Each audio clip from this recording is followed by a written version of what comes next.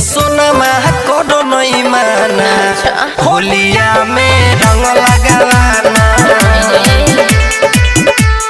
होगे होलिया में रंग लगावाना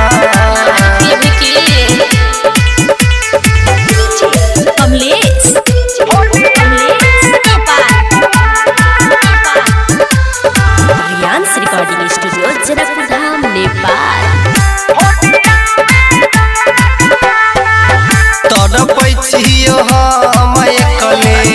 रंग देन जानू देखले मानव आई हे गे बिना लाल पियर कोइले के दिखा डर लागय हमर तनी बात मान रे रंग खेले खातिर जनुआन जिद ठान रे देख लेते कोई जान होई जे तो हाला लग पीछे करे तू ये ना सटाना मजा खूबे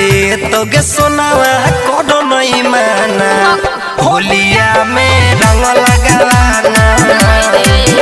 कोना निकर होगे होलिया में रंग लगावाना हमने लगे हो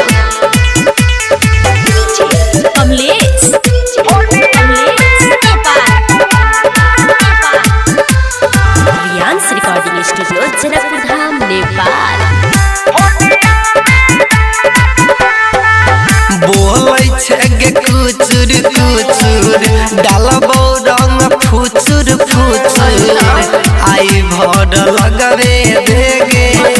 नहीं करे ना कुर नुकुर बात बुझे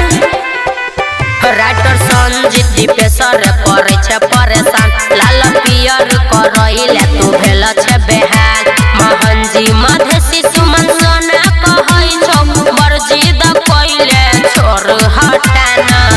मजा खूबे तो गे सोनावा करो नहीं माना होलिया में रंग लगावाना सर्दी भ जाय छे होगे होलिया में रंग लगावाना बुझन रे होली में बलजोरी करे छे।